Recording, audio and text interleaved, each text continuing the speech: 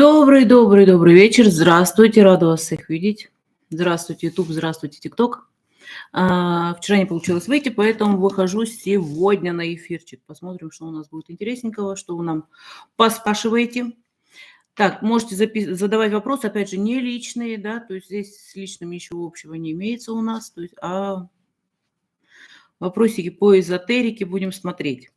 Друзья мои, кто еще не записался на Матрикс, но собирается, пожалуйста, делайте это быстрее. У нас всего ничего осталось. Это на следующей неделе уже. Это одно следующее. Смотрите, то есть я исчезаю с поля зрения примерно на 2 недели.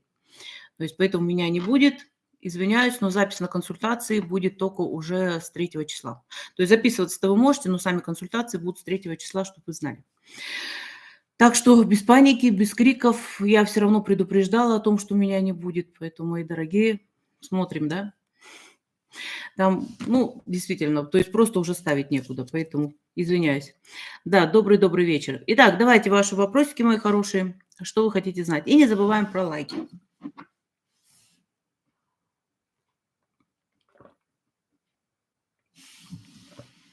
Опять же, ничего личного, да?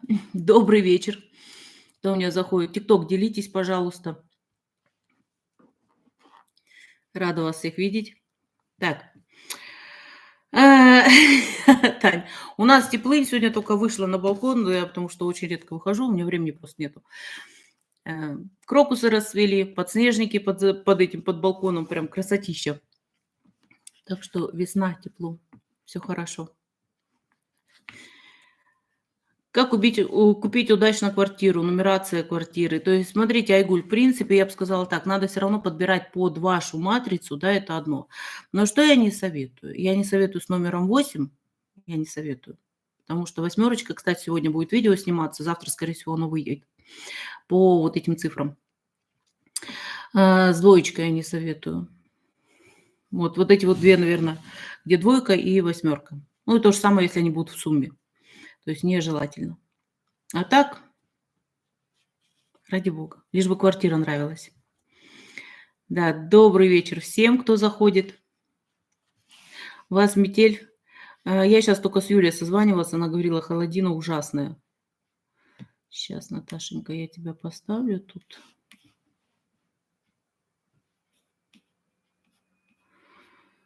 Да, добрый вечер, добрый вечер. Ну, давайте. То в прошлый раз мы там немножко коротенько посидели. Ну, как коротенько, час все равно посидели, но вопросов еще было много, поэтому, мои хорошие, я жду.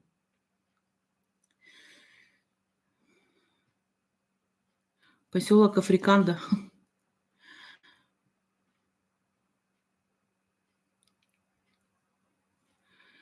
У нас тоже очень-очень тепло было. Так, давайте, что о погоде, давайте вопросы, иначе потом... Перед тем, как на Новый год зайти, перед тем, как в новый дом зайти, что надо сделать? Ну, принцип-то старый, тут что делать? Можете кошку запускать, если хотите. Но я вообще советую, если дом именно кто уже с жильцами был, да, то есть обязательно сделать чистку, то есть это обязательно. То есть чтобы убрать вот эту энергетику, которая там находится. Кстати, о чистках, да, чистку надо желательно делать раз там в 3 недели, раз в месяц, да, просто вот именно чистить, потому что если еще и много эмоций достаточно дома, то есть поэтому надо убирать лишнюю энергетику. Лилия, опасна чем-то эзотерика? Имеет ли она отношение к Богу? Ну, эзотерика и Бог, это же одно целое. Ну вы что? Да, опасность, смотрите, опасности хватает. Кстати, вот я хотела бы тоже, наверное, видео, но я поговорю просто на эту тему. Сейчас у нас все, да, все пытаются заняться эзотерикой. С одной стороны, да, прекрасно, но стараются немножко по-другому. То есть эзотерика рассчитана сейчас на данный момент на то, чтобы человек продвигался, человек развивался, то есть входил в новое русло совершенно, то есть вот к этому, да. Ну, а народ немножко, многие, по крайней мере, не понимают смысл. Если вы хотите идти потом в работу, как именно работать, вы должны понимать одну такую вещь, что эзотерика сама по себе, если вы хотите работать с людьми, это не просто так. То есть тут нет такого, что у вас просто так все дается, это одно. То есть все время нужно развиваться, обучаться, плюс есть последствия. То есть последствия море. Если вы неправильно что-то делаете, по голове могут настучать. Если вы там, я не знаю, там в свою выгоду что-то пытаетесь сделать. Да, свою выгоду можно делать, но в какой-то определенный момент. То есть как бы вот это вот. Следующее — это если вы там занимаетесь какими-то обрядами просто так, то есть тоже могут быть последствия. Последствий очень-очень много. По башке могут стучать, как "здравствуйте" называется, да. Плюс, когда новички приходят, сначала, знаете, как, скажем так, сила проверяет, как это называется. Мне так это нравится, вот эта вот сила проверяет, то есть что она делает. То есть она показывает вам, что вы все можете, то есть и у вас все получается. Вот потом в определенный момент, то есть вам просто дается на подносе, да, то есть вы можете, у вас действительно все открывается.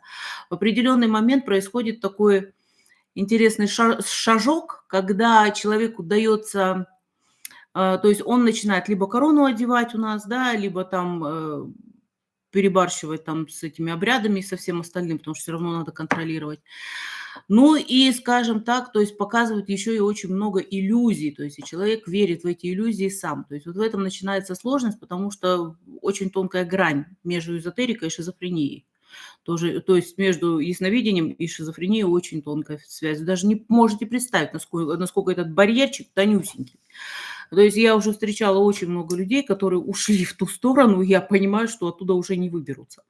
То есть здесь поэтому надо быть очень аккуратными. То есть последствий хватает. Чаще всего, конечно же, если некомпетентный, ну, не то что некомпетентный, а, скажем так, эзотерик, который перебарщивает в чем-то, то страдают больше всего его родственники. То есть вот это вот, то есть близкие люди.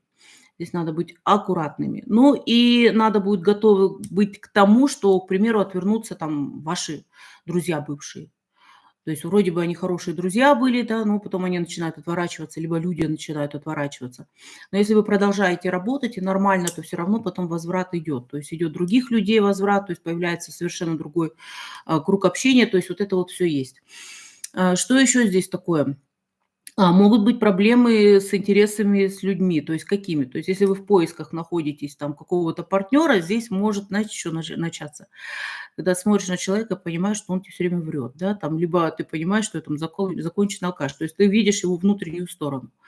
То есть и то, что тебя не устраивает, то, что было раньше, то, что вроде бы хорошие люди, да, вроде бы, тебя это не устраивает, потому что понимаешь, насколько много грязи внутри. То есть вот тут там последствий хватает, честно.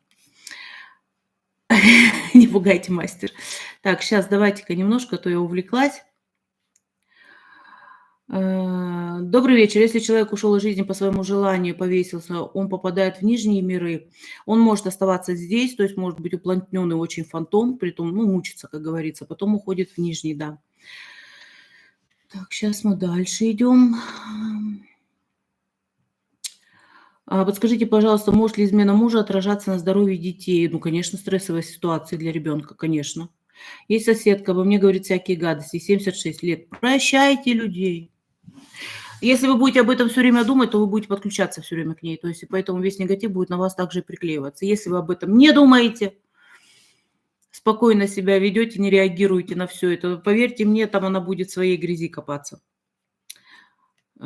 Так, сейчас, ну, тут про котика не надо. Так, сейчас дальше. Почему иногда кажется, что ты живешь не своей жизнью, не там? Была летом в другом городе, в Питере, стало казаться, что я там жила раньше. Вполне возможно, что воспоминания из прошлой жизни. Может быть, либо параллельность есть какие-то жизни параллельные именно в этом городе.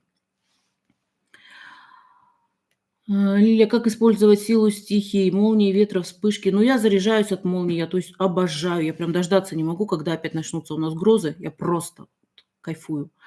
От огня заряжаются очень хорошо. То есть в землю убирают негатив очень хорошо. То есть это можно представлять. Кстати, на матриксе вот этому обучать буду. Что еще у нас? От ветра, да, то есть восторг, когда ветер. Ну, вот это вот.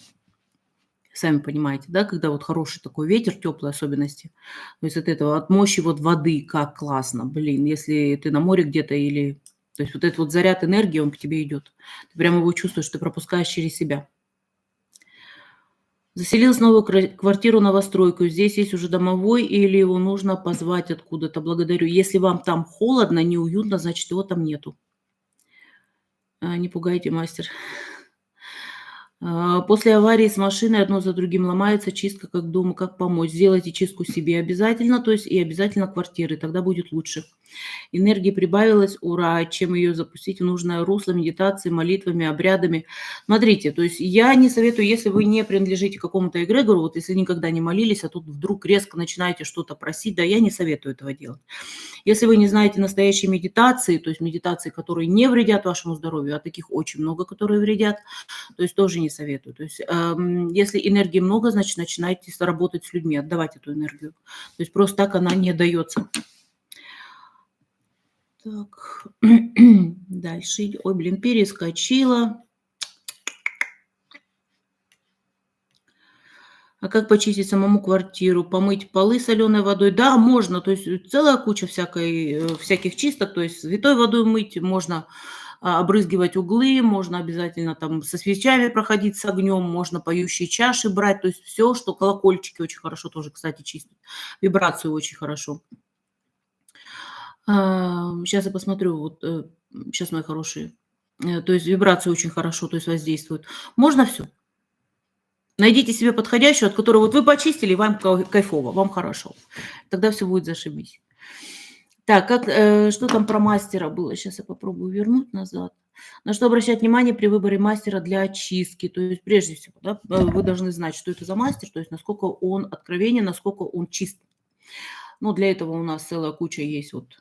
Просто так же никому-то не обращаются, а вот именно смотрят, смотря сначала на человека, то есть чем он занимается и все остальное. Ну, наверное, на стоимость, которая вам тоже позволяет, насколько, потому что чистки бывают разные по цене, на самом деле. То есть есть стандартные чистки, да, там простые, отливка, все такое вот. У меня здесь тариф, прям тариф, и все из-за налоговой. То есть, а есть те чистки, которые очень сложные, то есть которые надо действительно там обращения делать, какие-то обрядовые работы, они уже гораздо дороже. То есть вот с ценой, на цену смотреть. То есть читайте комментарии, читайте отзывы о человеке, то есть все это читайте, то есть сравнивайте. Ну и тогда вы подберете себе мастера. Жила в квартире восьмерки, 116. Мне там было комфортно. Переехала в квартиру 106, в сумме семерка. Мне здесь не нравится, потому что семерка, она поднимает, она воздушная, она поднимает, она не всем подходит. То есть теперь смотрите, 116, да, в сумме восьмерка выходит, но у вас немножко другое. То есть если бы просто чисто 8 было, то есть идет 1,1,6, то есть это энергия работы. То есть так что у вас должны были, по идее, там движники быть достаточно неплохие. Что можете сказать о Бермудском треугольнике? О! Тань, ну эту тему давайте не будем, Бермуд, что о нем сказать? У нас аномальных зон, кроме этих бермудских треугольников, куча. Вы можете в аномальную зону попасть вообще, просто в лес зайдите, да, и там бывают такие, даже просто зайдя в лес, скажем так, да, или выйдя в пустыню или в степь, вы уже в аномальной зоне находитесь, потому что там уже другие воздействия, другая энергия, другая реакция. Насчет того, чтобы там, как говорят, пропадают корабли и все остальное, там не забывайте, что там определенные выбросы идут, да, из воды, то есть там определенные газы идут и все такое вот. Поэтому не так все страшно, поверьте мне, есть страшнее аномальные, настоящие аномальные зоны, которые треугольник этот рядом не стоял. Сочетание музыки – это какая-то степень эзотерика, конечно. Все эзотерика. Все, что вам непонятно, все, что вам хорошо делает или плохо, вот именно в таком смысле, в каком-то внутреннем, это все эзотерика. Это общее название. Астрологи предупреждают, что изменение места жительства, работы партнера в этом году тщательно взвешивать. Изменения могут оставаться на ближайшие 20 лет. Как видите вы, я этого не вижу. То есть я, наоборот, считаю, что этот год такой, который ломает стереотипы, который продвигает, который, если вы начнете что-то вот переезжать, либо искать что-то, то вы найдете действительно подходящий вариант. Он этот год для меня больше. Я, кстати, очень плохо отношусь, когда вот такие сроки. Там 20 лет, 8 лет, все это ерунда, потому что у человека у каждого свой определенный срок. Такая точка отсчета. У некоторых год может быть, у некоторых 6 месяцев может быть, у некоторых там 3 года, 5 лет и все остальное. И вот я считаю, что в этом году как раз вот это время пришло, чтобы что-то менять кардинально.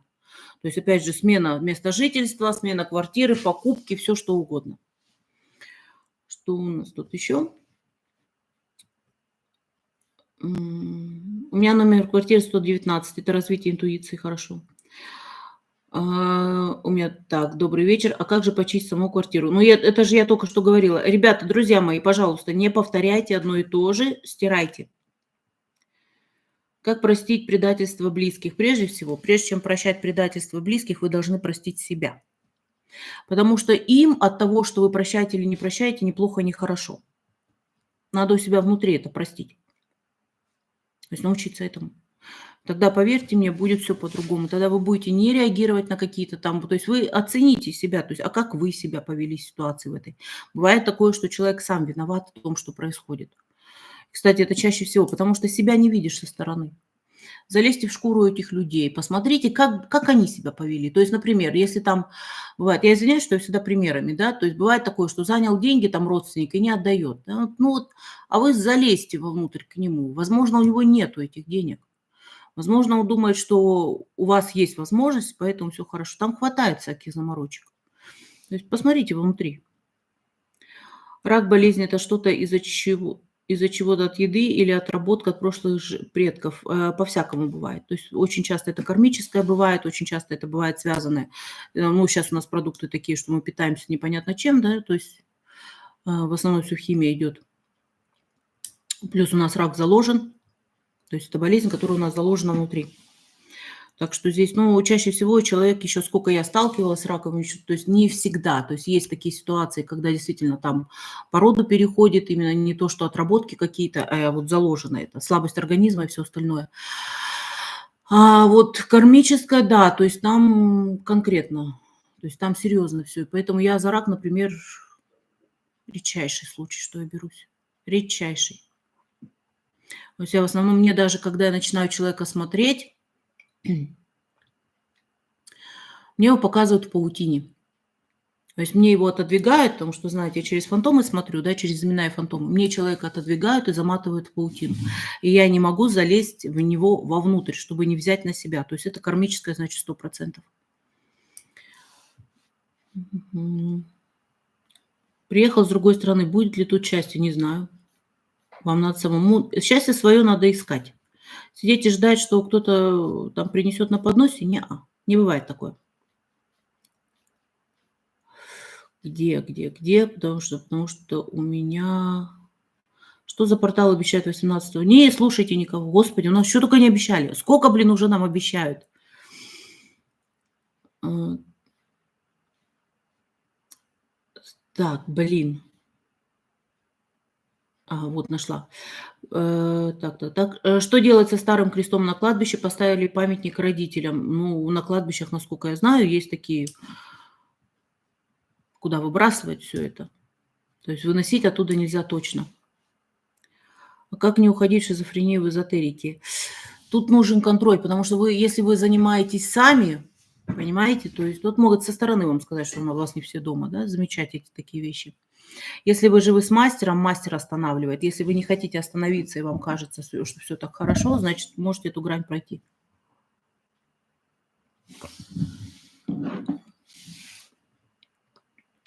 Так, сейчас моя параллельная реальность в волшебном лесу.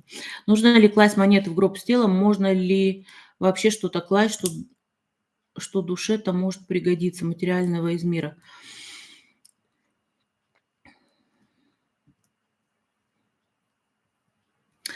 Палка о двух концах.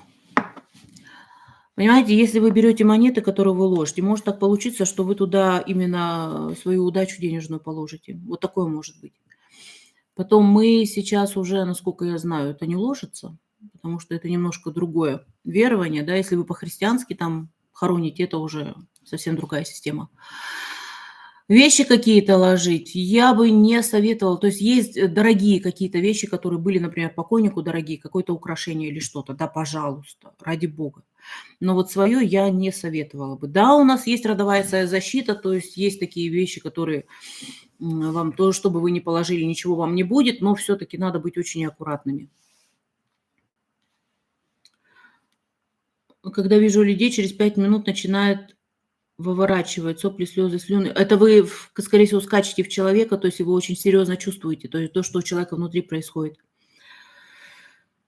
Или у человека страх — это черные магии или психологические проблемы. Не поняла вопроса как такового. Перефразируйте, пожалуйста. Если повешенного читал в келье монах, а я поминала его хлебом, помогло ли это? Есть молитвы, которые, особенно в православии, там есть. У католиков, по-моему, нет таких молитв. Если на повешенного, то есть вот именно на самоубийцу, есть отчитка определенная, да. То есть оно помогает, если человек был верующим. С утра уже нет сил, о своих болечках знаю, лечусь, пью витамины, как заряжаться энергией. Найдите место силы свое, то есть найдите, как место силы, то есть найдите, от чего вам хорошо, от чего вам спокойно становится. Поменьше смотрите телевизор, политику и все остальное, побольше смотрите чего-нибудь легкого. Это, наверное, первое. Плюс надо научиться заземляться, как я говорила, то есть работать с землей обязательно, да, ну и почаще обнимайте деревья, не поверите, это помогает. Крым здесь сейчас. Сняли квартиру напротив дома, бабушка сидит круглосуточно у окна и что-то читает. Постоянно смотрит в окна напротив. Мне уже страшно на балкон выходить. Как я могу себя отградить от нее? А почему вы ее боитесь? Подойдите к бабушке и спросите, что она хочет вообще, что она вообще там читает. Может, она стихи заучивает. А так как у вас балкон напротив, может, она просто смотрит. Не надо сразу все в магию, понимаете? Не надо так это категорично к людям относиться. Посмотрите, что поздоровайтесь с бабулей. Поговорите с ней. Может, ей просто скучно. Она, может, там Блока вычитывает, понимаете? Так что не переживайте там, где не нужно. Появляются тени на стене, но всегда что это? По-всякому бывает. То есть бывает такое, что там, ну, как говорится, гайстеры, да, то есть информационное поле человека, которое осталось, то есть оно начинает ходить, двигаться. Может быть такое. Может быть, да, какие-то там сущности могут шарахаться, может быть. Не, бесовщина нет, бесовщина не висит на стенах, а по-другому себя ведет. Она двигается. То есть, может быть, домовой так себя показывает. Привыкайте постепенно ко всему этому. Надо привыкать. Чистка дома дистанционно возможно, но не то. Когда вы в прогнозе говорите, работы будет очень много, это в каком смысле? Ну, значит, это будет работа, это в прямом смысле. Работы будет много. Про свадебные кольца. Если кольца свадебные, пара просто хотела поменять кольца, можно их переплавить в новые или лучше купить новое, те просто держать. Как хотите, абсолютно. Здесь свобода действия. Если вы не хотите тратиться на новый, переплавьте эти, сделайте. То есть, потому что огнем вот эта переплавка, весь негатив уходит. Сейчас поудобнее сяду. Если же у вас есть возможность, положите как память. Почему нет? Вы же не потеряли ничего, это просто вот именно что, как память может оставаться. Скажите, будет ли влиять на детей, если их отец ушел в мир иной от курения травки? Может быть, у человека, у детей может быть заложена именно вот эта привычка. Нет, Лен, я не буду операцию смотреть, нет. Скажите, пожалуйста, что означает номер квартиры 4? Номер квартиры 4 это могут быть частые переезды, это могут быть деньги, это может быть все что угодно, но я вам скажу так, у меня раньше постоянно был номер квартиры 4. Я ни в одной квартире надолго не уживалась. То есть дом у меня был 44, по-моему, он так и был. В детстве у меня был номер 4, квартира, дом, тоже дом. Так, да, все по четверке, то есть я там, ну, самое дольше 8 лет жила. Ну, в детстве, да, там, пока не выросла. Живу в квартире родителей, но как-то мало неуютно, клонит в сон. Но с работой конфликт и дома как ежик в тумане. Что сделать? Почистить квартиру, почистить себя, то есть посмотреть, почему у вас растрата энергии. Это может быть не с квартирой даже связано, с вашей работой. Светлана, да-да, я своего мастера слушала 2 года, только потом поняла, что доверяю. Прогноз на неделю совпадает 100%. Почему не советуете с двойкой и восьмеркой? Двойка такая цифра интересная. То есть она, в принципе, можно, да, она подсознание развивает. Но, то есть у меня сейчас номер 2. Но знаете, что оно как будто тормозит, ты как будто в замедленном состоянии находишься. То есть когда я вот где-то в другом месте нахожусь, я там двигаюсь, а здесь я все время такая. Пока я себя раскачаю, хотя у меня энергии всегда море. А восьмерка – это хождение по кругу, то есть это все равно вот это вот. Он так и остается. Дети, рожденные в год дракона, что означают? Хорошие дети, яркие будут, сильные. Я семерка, не могу долго жить в одном месте, всегда охота движения. Зашла в лес на нашей планете, вышла из леса в другой планете. Просыпаюсь который день со спокойной душой. После проходит сны, не запоминаю давно, что со мной. Не знаю. Денис, вот понимаете, вы такой вопрос задаете, что со мной? Надо вас, понимаете, ребят, сколько я уже говорю, любого человека это индивидуально все. То есть надо просматривать, почему вы не спите. Возможно, у вас с организмом что-то. Это всегда первое. Здоровье. Возможно, все время на нервной почве стрессы, поэтому не можете спать. Усталыми просыпаетесь, если спите. Все может быть. Может быть более глобально. То есть так как сейчас у нас вот эти вот энергии идут такие достаточно мощные, что вы реагируете на эти энергии.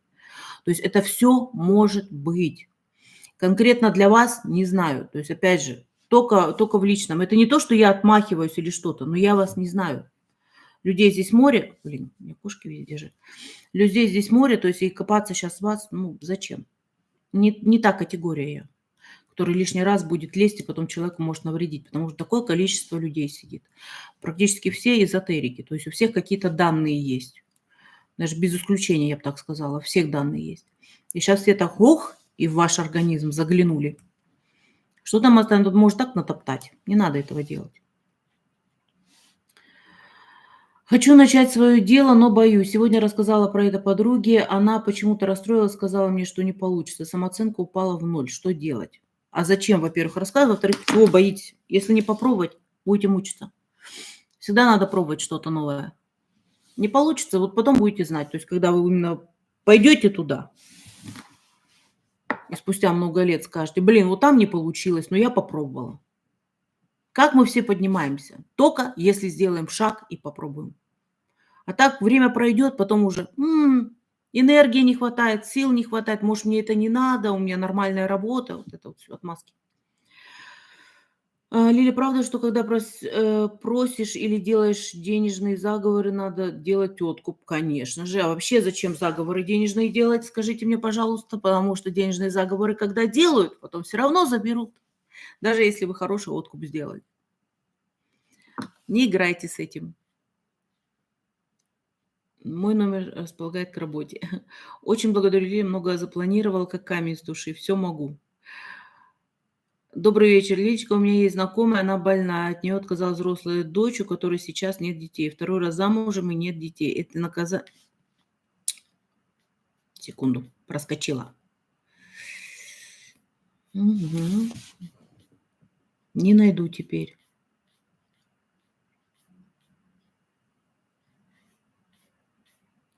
Блин, не найду. Иришка, спасибо, моя хорошая. Спасибо. Посылочка пришла твоя. Благодарю, солнце. Блин. Я теперь уже точно не найду. Уже очень много этих. Вот давайте от этой Ринки тут идет. Так, давайте по номерам не будем, потому что есть у меня там по цифрам немножко я прошлась. Посмотрите, пожалуйста.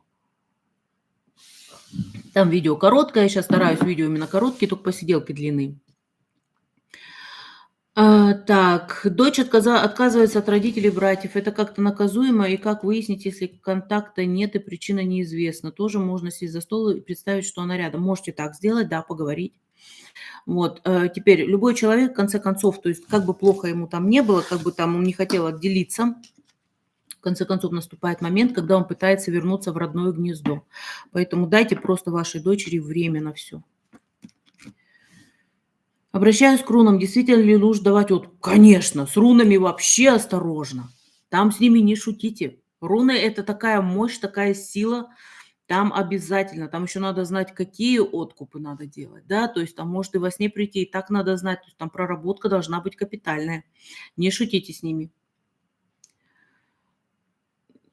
Так, как здорово, у нас такой драгоценный друг есть. Как будто с мамой разговариваешь. Сейчас, где мы тут? Где мы тут? Где мы тут? Не буду я сейчас говорить по номерам уже все, ребят. То сейчас все номера будут, представлять. Ну, блин, это как про сон, да? Положили мелочь маме и папе, только просили положить чужого человека. Ага, хитро сделано. Папа скончался давно, но с тех пор до сих пор сплю со включенным ночным светильником. Слышу, что и соседки некоторые тоже так спят. Что это может быть? Это психологически, это стресс у вас произошел, то есть это шок, это не то, что он туда-сюда ходит. Как заряжать камни на защиту или другие намерения? Прежде всего надо выбрать камень, который вы хотите, то есть который у вас именно есть хорошие, да, там, и смотря где вы их будете носить, будете кулоном носить, будете в кармане носить, либо браслетом. Обязательно их чистить надо, заряжать их особо не надо, то есть вот если они новые, то есть лучше сполоснуть их под проточной водой, чтобы ушла энергетика, там, покупать продавца, вернее, вот этого всего. Вот, а потом носить. Время от времени надо вот так чистить. То есть надо под проточную воду, либо же под солнцем можете, там, кто под огонь делает камень иногда, то есть такое. То есть уничтожить лишнее, что он на себя берет. Здравствуйте, как привлечь фриланса? Хоть один заговор, все деньги утекают. У меня нет таких, я не даю. М-м. Я не даю заговоры на деньги. Никогда. Я вообще не даю заговоры. То есть я могу дать, да, девчонкам, когда там чистки своим ученикам, но не больше. А вот это вот все остальное, то есть надо проследить сначала, включить мозг, проследить, почему утекают деньги, куда они идут. Чаще всего люди набирают кредиты целую кучу, а потом не могут разобраться, потому что их тянет этот эгрегор такой банковский хороший, эгрегор именно кредита, легкие деньги называется, да, то есть и вот это туда уходит. Надо рассчитывать свои силы, надо все просчитывать, вот и все. И тогда будет идти то, что оно есть, то, что, вернее, нужно. Это одно. Следующее, если вы все-таки есть какое-то наличие негатива, это действительно бывает такое, то есть когда сделал негатив на какие-то денежные русла, так называемые энергии. Потому что денежных дорог не бывает, бывают энергии. Вот, то есть и потом уже пробивать. Такое может, то есть почистить, пробивать, но это без всяких заговоров. Любой заговор имеет последствия, поэтому не играйтесь, особенно с теми, которые в интернете даются. Каждый мастер подстраивает под себя. И та энергия, которая, возможно, у вас где-то спрятана, закрыта, его можно перетянуть на себя. Знаете, как классно делают? Я уже сколько раз сталкивалась. Ну, молодцы. Так. Если я чувствую человека хорошо, то это чистка от негатива. Вы, если вы биоэнергет, вы можете чистить. Галочка, привет. Что такое квантовая медитация и отличие просто от медитации? Есть просто медитация, которая восстанавливает. Квантовая медитация, она дает развитие, она дает именно реализацию мыслей. По-простому. Там сложнее гораздо, это просто. Не хочу увольняться с работы, но самой сидеть. Кому жалко образование, дайте совет. Не поняла. Я не поняла, что написано. У сына каждый день поднимается температура за 37. Врачи ничего не говорят. Это нормально, что это может быть? Это может быть какая-то вирусная, которая непонятна. Вот это может быть. Ну, скорее, для меня только вирусная. Подскажите, пожалуйста, у меня после стресса постоянно днем хочется спать, чтобы это могло быть? Восстановление сил, что тут такого? Это организм дает реакцию, надо восстановиться. Первое, чем восстанавливается, это сном. Едой и сном. У нас квартира... Так, опять квартиры. Нет, моя дочь 2015 верит в феи. Очень прям зацик. Да пускай верит, дайте ей сказку возможность еще помечтать. Пусть ребенок побудет в сказке. Пускай верит. Обязательно. Ну, феи существуют, честно говоря. Просто я уже там, у меня есть видео, да, то есть они не такие красивые, как нам показывают. Вот. А пускай она верит в тех фей, которые она в сказках видит. Это же прекрасно. Почему покойники обмывают? Это обязательный обряд или хоронят тело? Обязательный. Это уже обрядовое все, то есть это обязательно. Интересно ваше мнение, очищает ли дом, если жечь полынь? Конечно, травы очень хорошо чистят, да, полынь вообще, она идеальная во всем. Полынь такая вещь, которая и внутри чистит, и снаружи чистит. То есть если вы хотите сделать какие-то чистки, пробивают полынь, да, то есть от всяких паразитов, всей этой ерунды. Только будьте осторожнее, там очень аккуратно надо с ней, это не шутки. Она пространство, она человека очищает. Там, если вы делаете банные веники с полынью, вообще идеальная вещь. То есть поэтому полынь прям на все руки, как говорится. Так. Можно держать дома расколотую посуду, подвазники? Нет, нежелательно. Нежелательно. То есть убирайте все, что старое, то есть, ну, не антиквар, да, то есть это другая немножко, если вы там собираете это. А убирайте все, что колотое, надломленное, потому что, ну, считается это, если вы, конечно, не верите ни во что, то ради бога. но считается это нехорошая вещь. То есть я свои все эти у меня на самом деле, если у меня откалывается стакан, то значит не очень что-то хорошо. Есть какой-то негативчик, который желательно бы убрать. То есть и, кстати, вот это вот как раз вот эти вот знаки Вселенной, которые даются, вот они вот так выглядят. Надо замечать мелочи. Несчастная любовь. Любовь не бывает счастливой, любовь всегда с какими-то заморочками. Я с детства вижу 13-ю квартиру, всегда говорю: 13 самое классное. Я тоже считаю, что самое классное — это 13-е. Можно ли носить перстень с камнем, безразмерный, регулируемый на каком пальце и каким кольцом до энергии можно работать? Из серебра на какую руку палец? Скажите, пожалуйста, смотря что хотите вы получить. То есть, смотря, ну, что хотите вы получить. То есть это... И, кстати, у всех значения вы можете спокойно посмотреть в интернете, потому что значения везде правильные. Я еще не сталкивалась с неправильным значением. Вот, то есть, ну, единственное, не советую это носить на левой руке, на безымянном. И если вы не замужем, на правой руке, это безымянном. Вот это я не советую. Там с личной жизнью больше связано.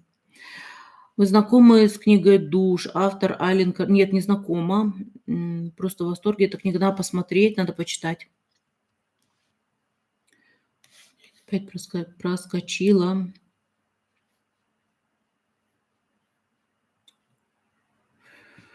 Блин, где мы тут, друзья мои?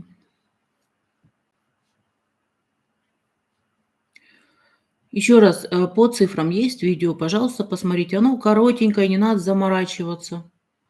То есть там так поверхностно все написано. Все остальное есть курсы нумерологии, потому что цифры надо изучать глубоко, как математику, с 1 по 11 класс, да?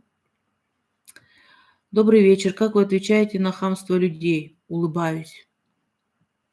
Улыбаюсь. Ну, надо жалеть всегда людей, все равно. Не, я могу взорваться. Я такая девушка, что я взрывная, дай боже. Я могу так развернуться, там мало не покажется. Есть у меня такое все равно. Но если это хамство, к примеру, там, я не знаю, не так давно было, когда не очень трезвый человек стал наезжать на продавщицу. Вот тогда у меня был взрыв. Хотя меня это не касалось, да, в принципе, могла пройти мимо, но у меня был взрыв. Я остановиться не могла. То есть так вот я сбросила негативную энергию, которая у меня внутри накопилась. Вот такое я делаю. Да, я бываю очень такой жесткой. А так вот, если я смотрю, человек хамит, ну, думаю, ну, ради бога. И когда ты улыбаешься человеку, он становится безоружным. А если еще и глаз так подмигнешь, так вообще все хорошо. Так, где мы тут? Да, добрый вечер, кто заходит. Можно ли почистить или осветить дом, если еще не все люстры? Конечно, можно, а что такого? Про деньги. Купите книгу «Финансовая грамотность». Поизучать. Папа, умерший во сне, просил меня мелочь до зарплаты. Что значит? Сходите ему мелочь положите на могилу. Квартиры не смотрю, друзья мои, начинается, пожалуйста. Мать умерла, можно ли с уходом передаться болезнь или карма спустя 2 года? Болезнь, да, она, значит, у вас заложена была уже. Карма, скорее всего, это ваша, вы недоработка какая-то родовая. Постоянно приходят во сне покойники, свои, чужие, просто страшно ложиться спать. Чего вы переживаете? Вы медиум обыкновенный. Воспринимайте это как в порядке вещей, как если бы к вам в гости кто-то приходил. Спокойно относитесь к этому. Надо вот просто спокойно относиться, и все будет хорошо. Будут ходить, да, ходят, и знаете сколько шарахается. Им же надо с кем-то поговорить. Вот, поговорите.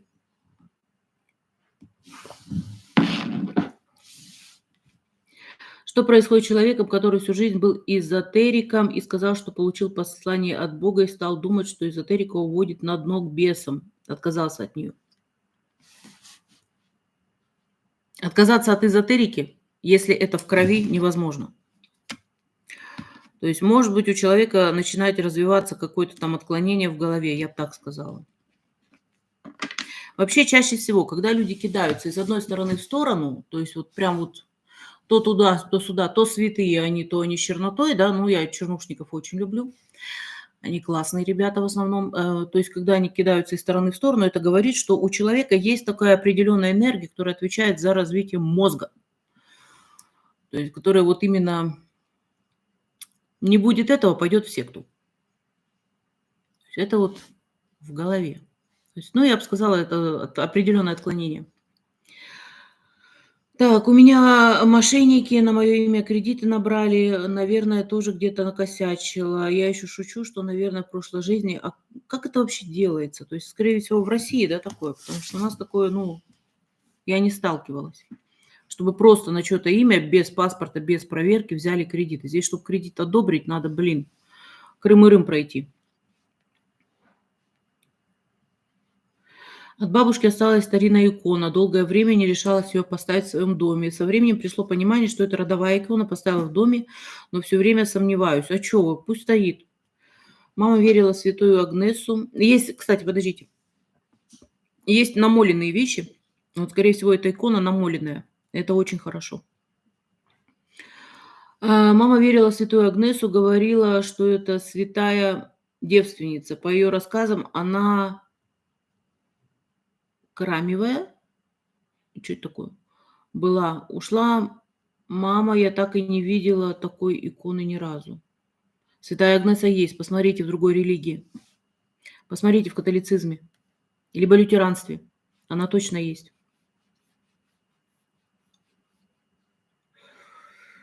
Так, подождите-ка.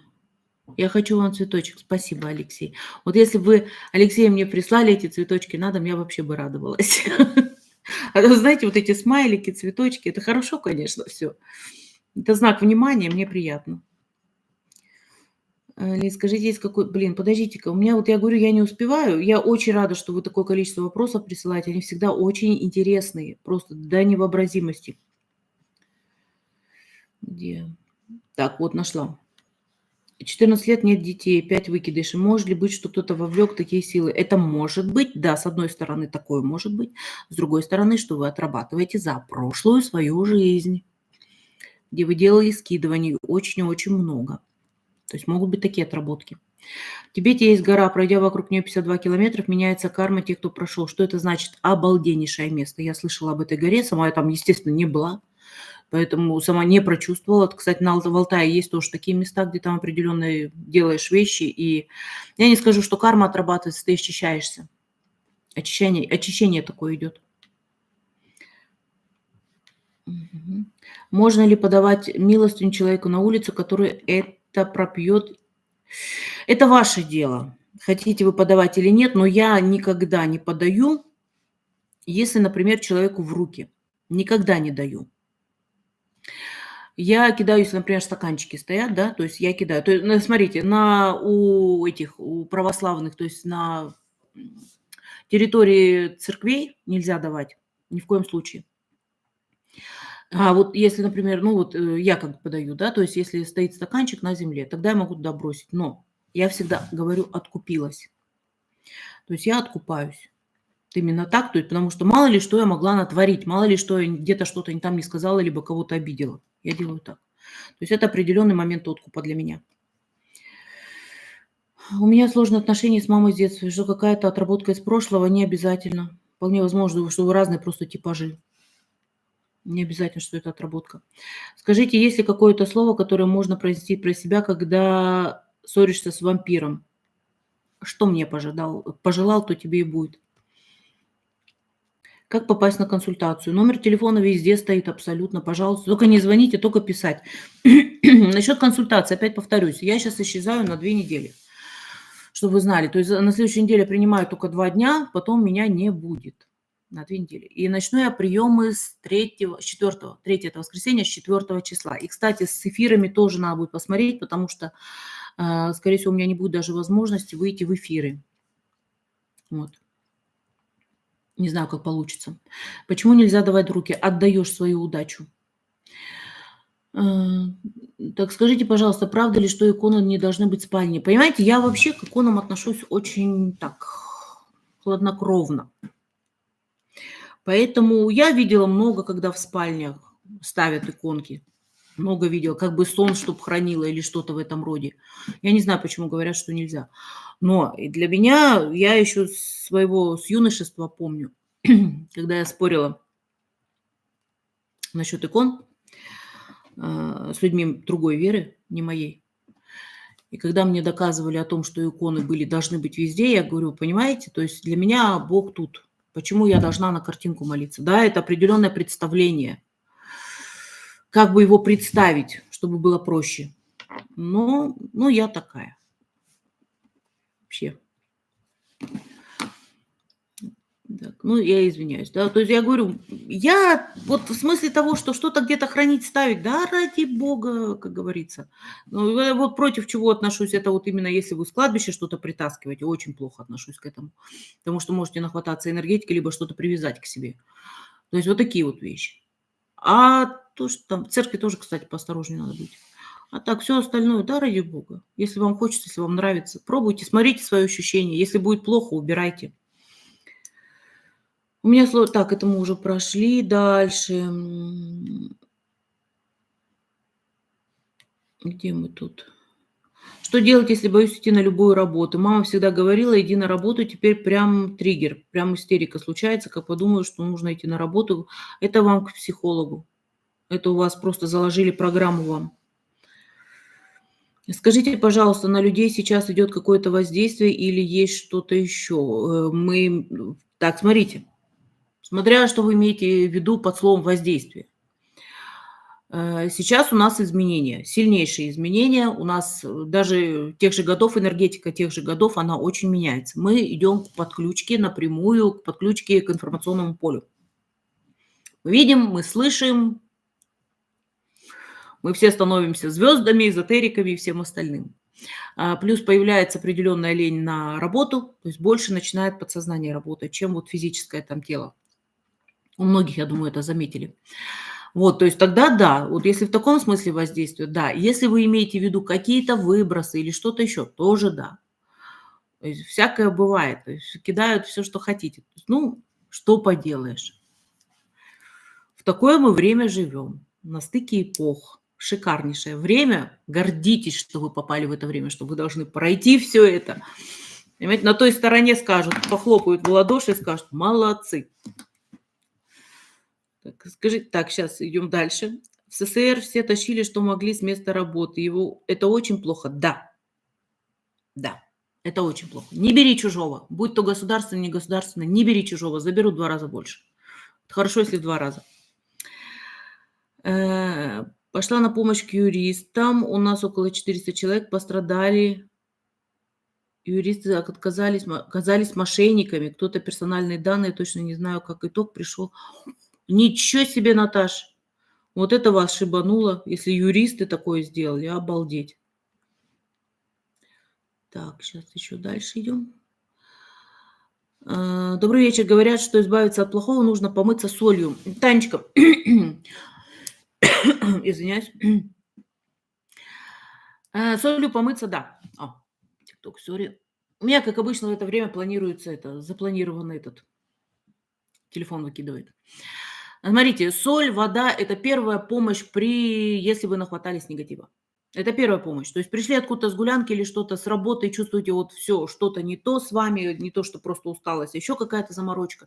Самая первая помощь. Душ, солевое, там либо в ванне поваляться с морской солью, то есть прекрасно, помогает капитально, снимает вот эту вот усталость всю, то есть и вот этот негативчик. Но если там что-то серьезное, то одного душа мало. Это есть. Там надо уже чиститься, чисток тоже море. Даже не представляете, в каком количестве. То есть одной такой направленной нету. Можно подобрать все, что хотите. Сейчас. Добрый вечер. Подскажите, пожалуйста, в последнее время часто ломается по мелочам машина. Может, дело в СТО, где ремонтируют специально так делать? Может быть такое, да. Может быть такое. Если вы постоянно одно и то же ездите, попробуйте поменять. Я вам поменяла своего механика так. Димка, если ты меня слышишь, низкий тебе поклон. Ездит. Сколько я с ней мучилась. Спасибо. Так, сейчас, мои хорошие. Где мы дальше? Кошки во сне к чему? У кого как, Верочка. Да, Наташа, это могут быть враги, но может быть. Но я вам скажу так. То есть это говорят, что кошки к врагам. Сейчас мы по снам, пожалуйста, не начинайте. Я тоже видео есть про сны. Туда. По снам не начинайте. Я потом, может быть, более подробно сниму, но пока, по крайней мере, все коротенькое. Смотрите, я вам скажу так. Когда у меня кошки снятся, я с собой сравниваю. Я обожаю кошек. когда они снятся, это мне говорит о том, что у меня будет новый шаг куда-то, у меня будет прорыв. А если эти кошки еще и море, и я среди них, вообще обалденно. А если, как мне приходил огромный кот, то у меня такой кот офигенный ой, сори, приснился, то есть приснился. А потом я этого кота увидела в жизни, потому что это оказалось одной из существ, с которыми я сейчас работаю, скажем так. Это не с «Мастером и Маргаритой», не думайте, это совсем другое. То есть он выглядит просто очень похоже. Вот поэтому у меня все, что с кошками связано, это хорошо, если приснились. Да вообще, все, что бы не снилось, говорите к деньгам.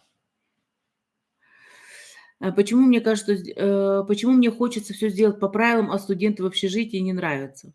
Ну, у каждого свои вкусы. Поменяйте место. Студенты же ни при чем, что они вам не нравятся. Они недавно сейчас, если день рождения человека умирает родитель, что бы это значило? Надо проанализировать, Тань, если, есть определенная связь, да, такое бывает. Но и есть сроки. Об этом тоже не забываем, что у человека есть срок определенный, да. То есть поэтому может быть такое совпадение. Ну, хотя совпадений не бывает. Чаще всего это действительно с родовым чем-то связано. Вот поэтому это надо посмотреть. Это может быть человек, за что-то отработал, вот именно, что вот с вашими там какими-то данными совпало. А мне недавно приснился Жириновский, так говорил эмоционально. Насмотрелись. Мне сказали, что завязан венок, до сих пор не женат. Отмазка хорошая ведь. Нет у вас там ничего? М. Так, покойники ходят, но как понять, как понять? Просто вот смотрите, если они к вам никаких претензий не имеют, если они вас там не пугают, ну, хотя они не пугают в основном, если они не хотят с вами разговаривать, то и вы не реагируйте.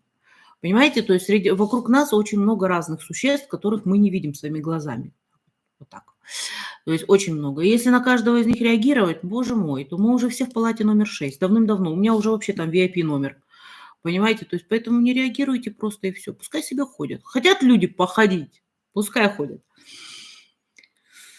Так, у меня после разговора с людьми, мне, Вашка на душе нехорошо, да, на душе. То есть, опять же, галочка здесь, это может быть, что вы просто их чувствуете изнутри, что у людей что-то происходит, либо на вас негатив скидывают. 43 года. Прекрасный возраст, Виктор. Пожалуйста. Обязательно кто-то где-то ищет вас, и кто-то где-то там ждет принца. Делайте тоже какие-то действия. Кстати, действия. Мужики расслабились? О, как расслабились. То есть вот все, я вот смотрю, когда ко мне приходят, все ждут, когда теперь... Раньше была женщина, ну они и сейчас ждут женщины, своего принца, короля, который в дверь постучится. Многие не действуют сами. Но теперь стала такой вот прям закономерность, что теперь мужчины ждут, когда женщина сделает первые шаги. Ну, знаете, на ха-ха прибивает. Во-первых, самодостаточная женщина, а их сейчас очень много, она никогда не пойдет на первый шаг. Потому что ей хватает тех шагов, которые она делает для того, чтобы себя развить, для того, чтобы двигаться, зарабатывать и все остальное. То получается, что она прицеп подцепляет, понимаете? И, кстати, давайте поговорим на эту тему немножко.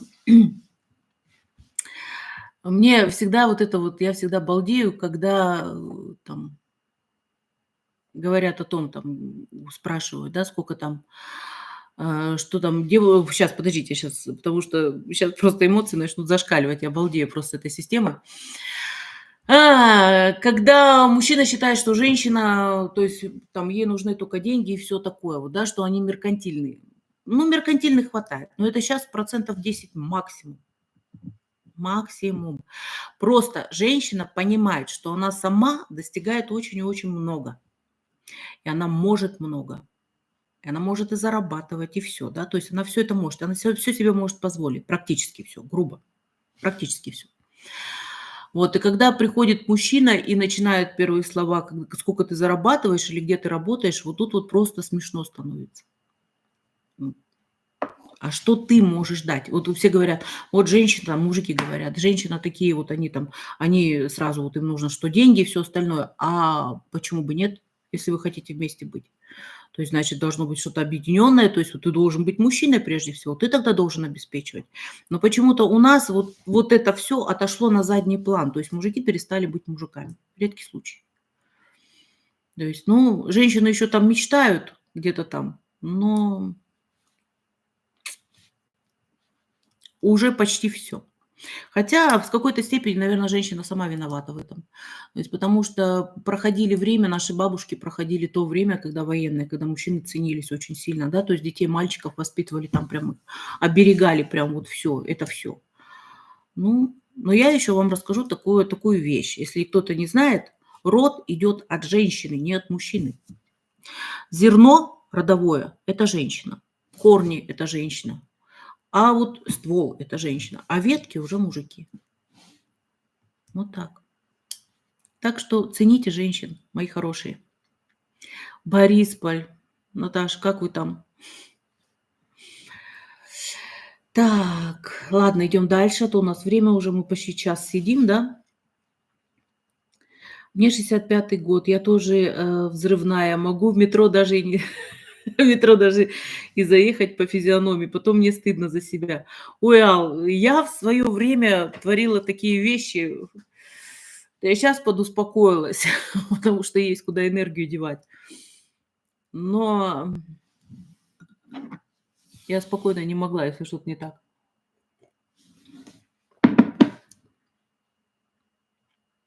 Вон, кто-то писал, смотрите, Илья написала. Кто писал: "У ребенка каждый день температура, и врачи молчат". У меня так было: срочно сделайте анализ крови, могут быть токсины в крови, это опасно в организме. Вот я говорю, скорее всего, вирус какой-то воспалительный. Так, мои хорошие, кстати, вы мне вчера снились, вы мне дали ответ на вопрос, что меня мучает несколько месяцев. У меня скоро консультация с вами, с нетерпением жду, думаю, поэтому и снились мне. Если вы, Диана, если вы видели видео, я в нем говорю про сны, что у меня очень часто бывает такое, то есть мой фантом, любитель пошарахаться. То есть если это, конечно, у вас не заложено, что вам вот просто в моем виде, как бывает такое, да, что кто-то там ответ дал из ваших родовых, либо еще кто-то. То есть просто вам так воспринимать было легче. Вот это вот, ну, через меня вот так. Но еще есть вещь, если человек собирается ко мне на консультацию, мой фантом может пошарахаться. Я тут ни при чем. То есть какая-то определенная договоренность идет. И поэтому чаще всего, когда ко мне люди приходят, я их уже знаю, я их чувствую. Мгм. Вон, Виктор, вас уже искали. Я вас искала, видите? Знакомая должна была долг, умирала и сказала моей дочери: "Обязательно дам долг", но до сих пор долг не отдали. Простите, Ларис, простите, пожалуйста. Всегда вижу, что мои дети в опасности. Это очень хорошо. Ждем принца на белом коне, желательно с пентаклями. М. Так, дальше идем. Почему кот орет и носится по ночам? Что с ним делать? Домовой. Договоритесь. Я устроилась на работу год назад. В течение этого времени я 7 раз упала, и у меня мучились проблемы с ногами, болят. Посмотрите, кто у вас в коллективе, что там творится. Скорее всего, коллектив виноват. Чему снится сон, в котором я летаю, как дух, исцеляю людей. И, скорее всего, Иван, скорее всего, у вас есть очень хорошие данные. То есть и время приходит для того, чтобы их реализовывать. Все время хочется плакать. Так проревитесь. Сделайте это. То есть не держите в себе такие вещи. Надо, наоборот, прореветься. В депрессию не впадать. Поставили срок 15 минут, подепрессировала, и все, хватит. Вперед на баррикады опять. И все. А прореветься надо. Думаете, я не реву? Ой! Я особенно кино какое-нибудь смотрю. Вообще. Как все нормальные люди. Так. Выросли инфантильные. Ага. У нас 4 сестры, брата нет, фамилию продолжать некому, род угаснет. Смотрите, здесь, скорее всего, у вас идет закрытие рода, но здесь другое. Если есть дети, это прекрасно. То есть детей все равно это заложено. Опять же, то есть я повторюсь, что сейчас, кстати, очень много начинаний идет нового рода. И когда я это вижу, то есть что вот прям вот когда человека смотришь, и он вот является началом нового рода, это говорит о том, что наша матушка Земля будет жить. То есть и сейчас его много этого всего. Это прекрасно, поэтому здесь идет от вас. Именно род идет от вас. Ой, блин, опять про это. А, Нужно ли менять фамилию после развода? А зачем? Если не хотите бумажной волокиты, не нужно. Не хочу воплощаться на этой земле. Какие меры ко мне примут? Это будет уже ваш там разговор один на один, глаза в глаза, как говорится, да, и будете там уже решать. Не хотите вы сюда идти, то есть на перерыв. Но если у вас слишком много на вас нагружено, то есть какие-то вы дела натворили, которые надо отработать, опять сюда, в наше чистилище. Так что живите праведно, по-простому. Очень сложно общаться с мамой и сестрой. Считаю, что все им должны. Стараюсь не пропускать, через себя. Постарайтесь, то есть не надо разрывать связь, но постарайтесь, возможно, меньше контакта иметь, чтобы вам не вредило. Но разрывать связь нельзя родовую, потому что могут быть последствия тоже. Друзья мои, ставим лайки. Так, развод посмотрели. Какая-то странная, появилась у мужика какая-то странная мода. Угостил чаем, потом ведет себя так, как будто должна. И вот фраза «какая тебе разница?» Убила бы. К чему снится умершая дочь? Скучаете. Моя мама умерла больше года назад, я забрала пару ее вещей, но не хочу до них даже дотрагиваться. Что с ними сейчас делать? Сполосните их и отдайте. Так, опять сны, сны, сны. Ну-ка, давайте, бросаем это дело.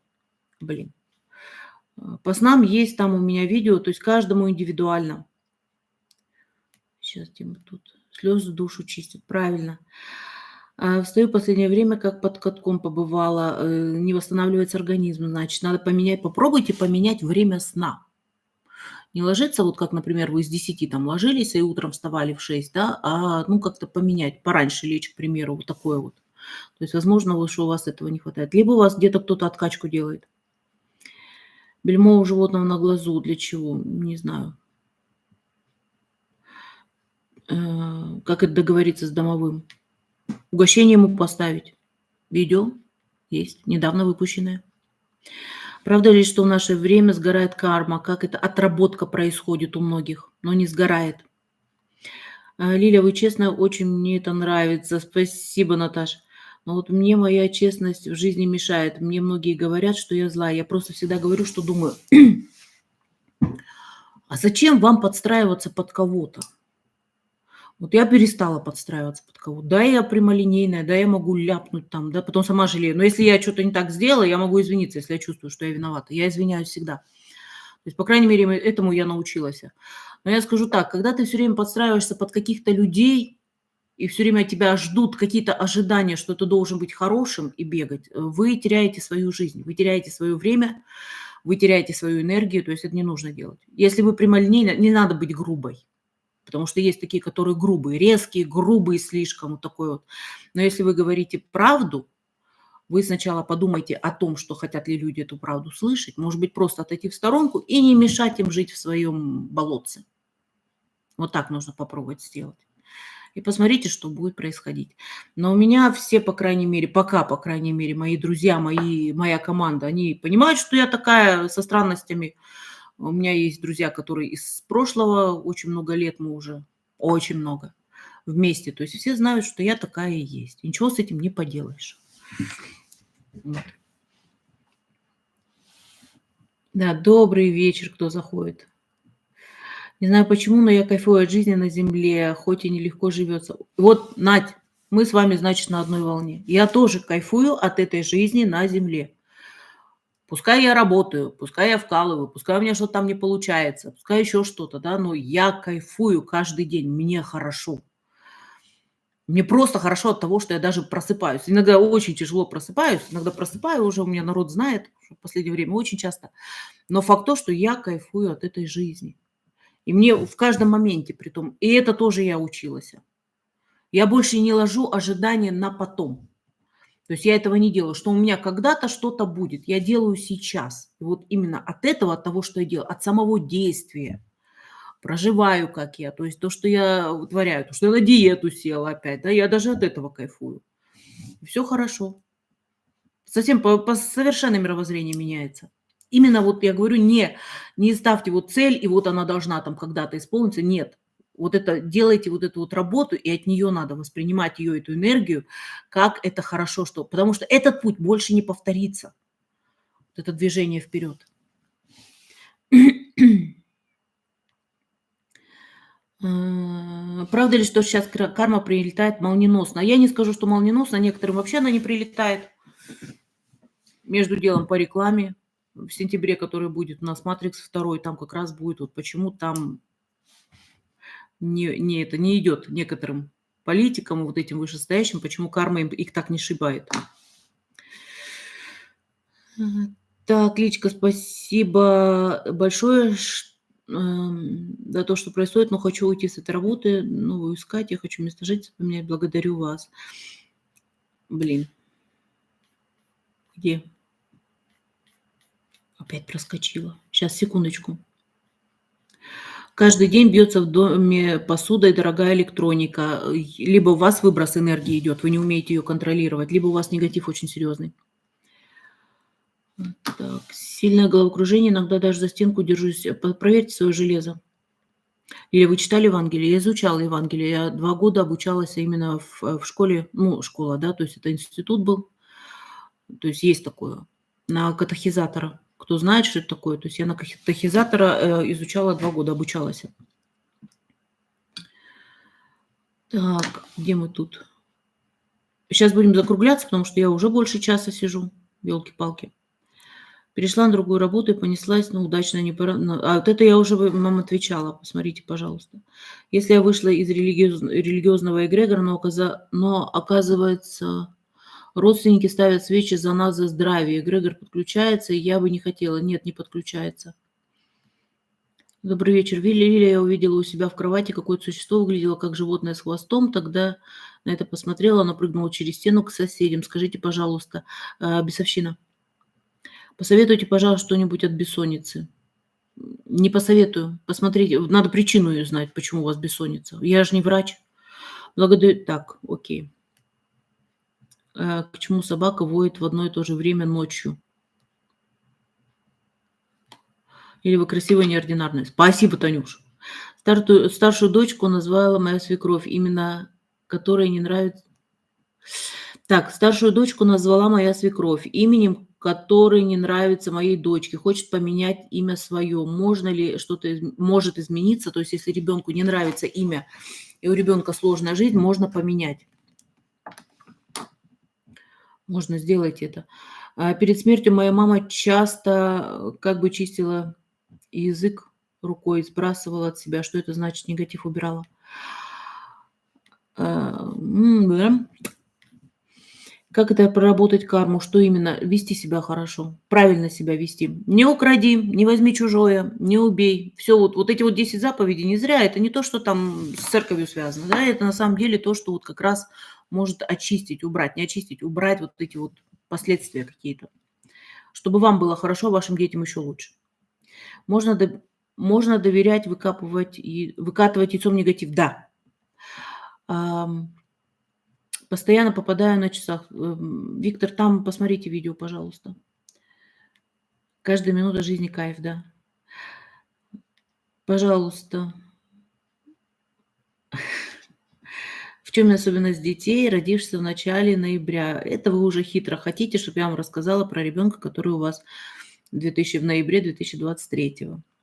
Мозги будут, умным будет. Что такое духовное развитие? Как это понять? Читать книги, повышать свои вибрации, чистым быть. То есть здесь по-всякому может быть духовное развитие. Кто-то, может быть, это через церковь как-то развивается, тоже считается духовным развитием. То есть материальное больше оставляешь, не отказываешься от материального, как все кричат, что отказаться от материального, от заработка денег, а штаны кто держать будет? Не-не, зарабатывать надо, просто надо смотреть на это немного уже по-другому. Не так, как вот мы, да, деньги, деньги – это самое важное в жизни. Нет, не самое важное. Люди, которые столкнулись со смертью, которые проходили в основном вот именно сами проходили этап какой-то страшный, связанный со смертью, к примеру, то есть были на той стороне, а некоторые по несколько раз, вот, они по-другому смотрят на мир. И вот как раз у них вот это вот толчок и происходит. Если у вас этого не было, и слава богу, то вы должны понимать, что наш мир не основан, сейчас мы тем более в другой эре находимся, то есть более воздушный. То есть и сейчас у нас надо развиваться. Опять же, ищите какие-то книги, которые вам интересны, ищите информацию, которая вас вот поднимает, развивает ваш мозг. Не просто там судоку сидеть решать, хотя тоже, кстати, мозги хорошо развивает. А вот, чтобы вас расширить кругозор ваш. Когда этот кругозор расширяется, вот это вот уже идет какой-то толчок к духовному развитию. Не надо, там бегать, обряды делать или что-то и считать, что это духовное развитие. Это абсолютно не так. То есть, а вот последствия понимать какие, там, анализировать, это все как раз с этим связано. А, Фотки на аватаре к видео бомба. Да, это вот огромное спасибо ребятам, с которыми я сейчас начала сотрудничать. Если нет, так, где мы тут дальше? Смотрю на вас, вижу себя через несколько лет. Внешне очень похожи, общение тоже схожее. Прямо в шоке. Но приятно, вы меня вдохновляете. Я очень рада, Диана. Человек обладает неординарными способностями, но пьющий. Почему? Не может справиться с этими способностями. Какие вы молодцы. Как бы так научиться кайфовать? Можно. Можно. Надо учиться этому. Что значит сладкая энергия? Когда иногда находишься с человеком рядом, и так как тебе хорошо, тебе спокойно, тебе ровно, какие-то проблемы отходят на задний план. Вот это вот сладкая энергия.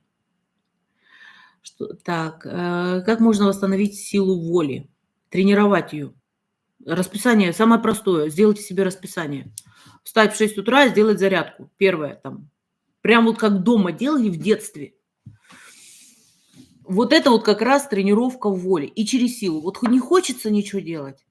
Что ты делаешь? Через силу делаешь шаги. Боишься чего-то? Делаешь шаг. Вот именно навстречу страху. Вот так вот тренируется сила воли. Люди, у которых самое важное деньги, деньги почему-то к ним не приходят. Вот именно, потому что слишком важное. Зациклены, нельзя этого делать.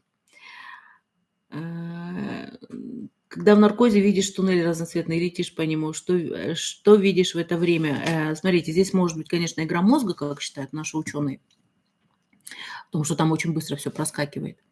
Но я скажу так, потому что у меня непереносимость наркоза, а я люблю операции.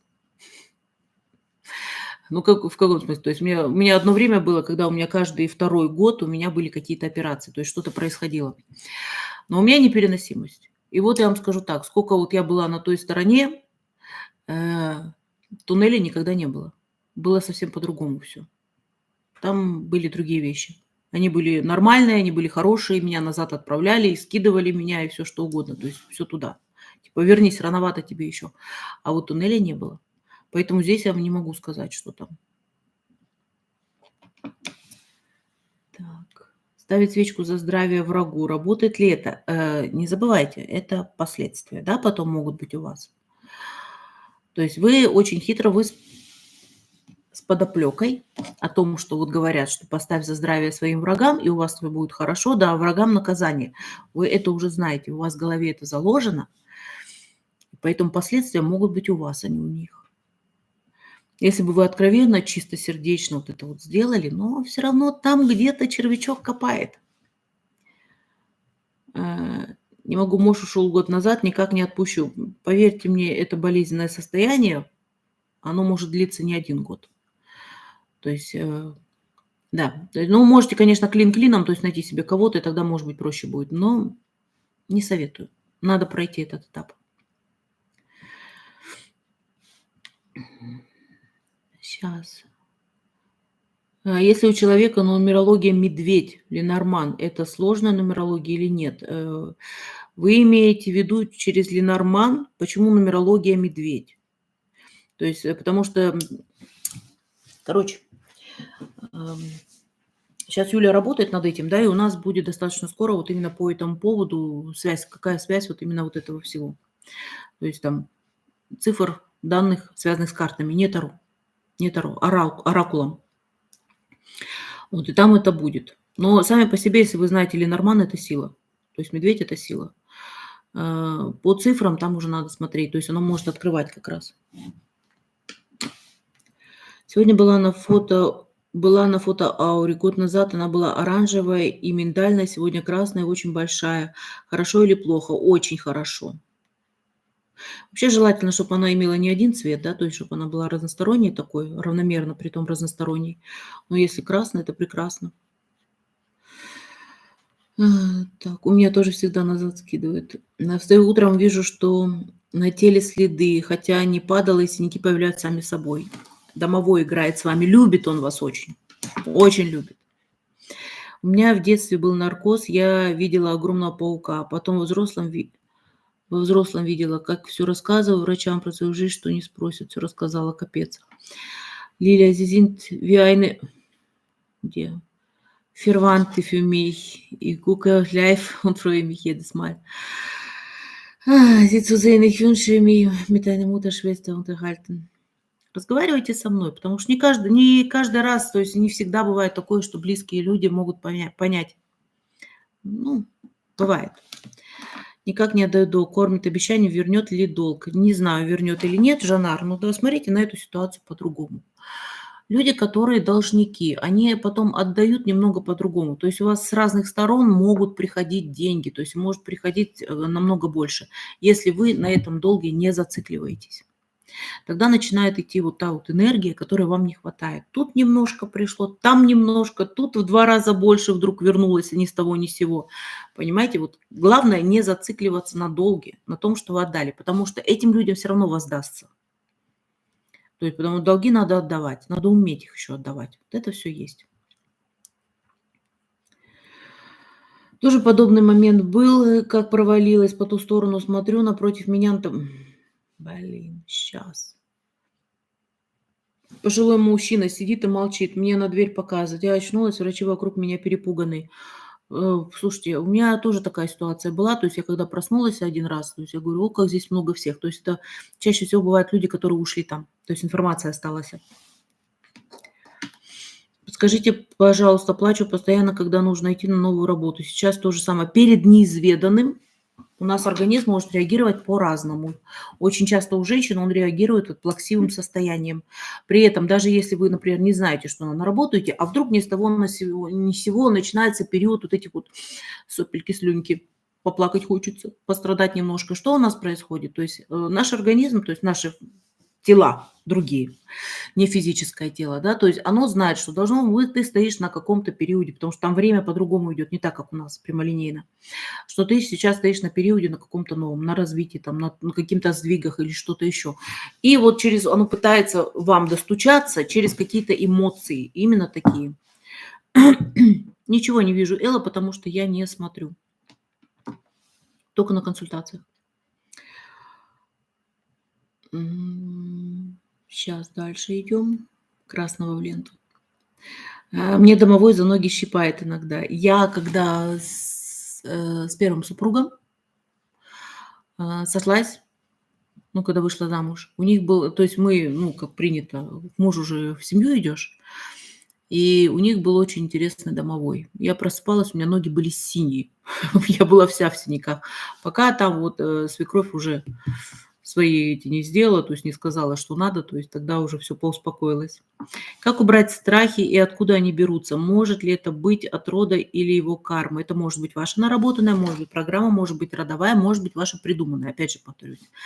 То есть вот страх перед неизведанным. Он всегда был, он всегда будет. То есть надо делать шаг. Боитесь, значит, посмотрите, а почему вы боитесь? А вы гляньте туда, ну-ка, пойду-ка я гляну в темную комнату. А что там такого интересного? То есть попробуйте так. Работает. Знаете, сколько интересного потом происходит? Много кто с нами рядом находит. Секунду. Много кто с нами рядом находится, мы их не видим, а они нас видят, конечно, обязательно. Переехал в новую квартиру, домовой вредный, все прячет, кота кусает. Договоритесь, накормите, и еще раз, и поговорите с ним, то есть и все будет нормально. Наругайте его, скажите, отправите на ту сторону. Может, их можно отправлять на ту сторону. Кто такая черная вдова? Это чаще всего женщина, естественно, да, то есть черная вдова, потому что у которой мужчины недолго держат, она сжирает их. То есть есть люди, которые с бешеной энергетикой, так называемое сжирание происходит. То есть да, есть проклятие черной вдовы, все это есть. Но вот именно когда я, ну вот, не знаю, наверное, может быть, раза 4 я сталкивалась с черными вдовами. Но из того количества людей, которые процентное брать, это может быть 0,00001%. То есть вот таких у людей. И они сжирают. То есть с людьми что-то происходит. Они умирают, они болеют, мужчины. То есть и у этих жен, у этих женщин в основном там по 5, по 6 мужей бывает. То есть они как их поедают. Уже 11 лет с этим домовым вредно, все прячет, капец. Есть ли ритуал на раскрытие дорог к карьере? Я не делаю такие ритуалы. Я могу обучить работы определенной, но обучить, чтобы вы сами это делали. Чего зря потом деньги всем платить? Что вам вот сделали обряды, открыли, там еще откроют не в ту сторону, потом дверь не закроете.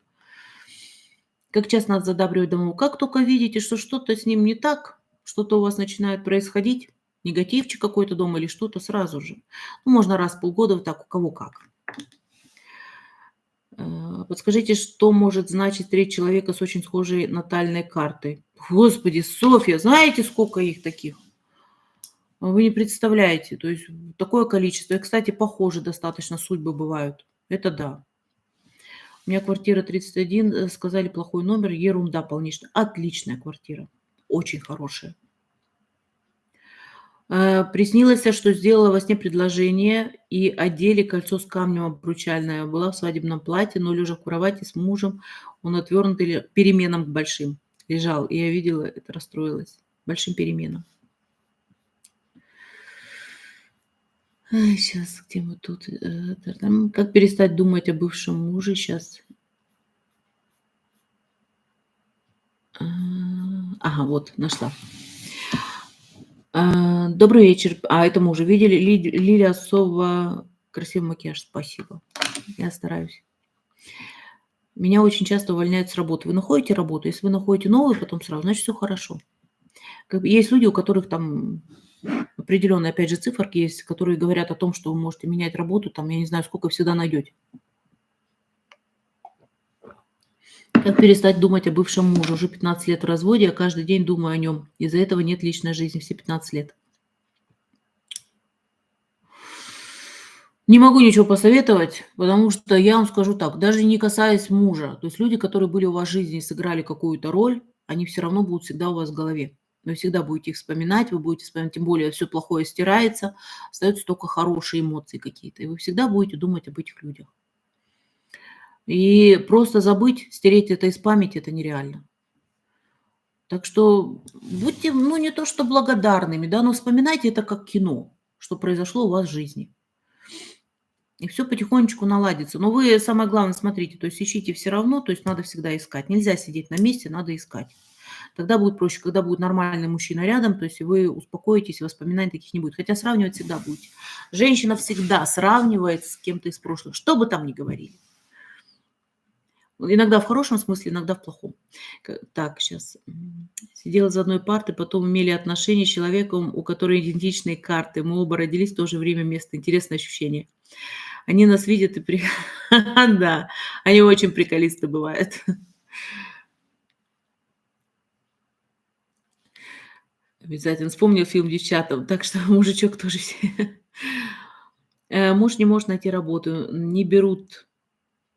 Наберут, с чем связано. Мы с вами свяжемся, и тишина. Что с этим делом, подскажите? Не знаю, то есть посмотрите на наличие негатива, может быть, с негативом связано. Скажите, можно ли говорить информацию людям, которая идет? Нет. Если нету запроса, никогда не говорите. Только по запросу. Не надо, не вмешивайте в жизнь людей, вы можете им сломать ее. То есть у них, возможно, они должны какие-то испытания пройти, а тут вы вмешались. Вот если они вас просили это, я говорю, только по запросу всегда. Иначе еще виноватый станет. Потом скажут, накаркала или сглазила, все что угодно. У меня в доме двери с зеркалом друг против друга. Это не опасно? Сделайте на одном рисунок затуманенный. Не надо, чтобы было. Хотя, я вам скажу так, я кайфую от того, что у меня в коридоре То есть у меня вот входной коридор, да, у меня стоят друг против друга 3 зеркала, и одно из них огромное. Там такой коридор классный. То есть, ну, мне от этого хорошо, я питаюсь этой энергией вот оттуда. То есть и очень так, мне комфортно. Но, я знаю, когда я приходила раньше, я чистила, ездила все таки квартиры чистить, дома, квартиры. Вот там, да, люди, которые вот не умеют вот это вот воспринимать, там такие порталы были, там такая зараза водилась иногда. Это было кошмар, пока зеркала не убирали, то есть чтобы они не были напротив. Так, сейчас, слушайте, надо уже закругляться, мы уже 1,5 часа с вами сидим, вам не кажется? Блин, где?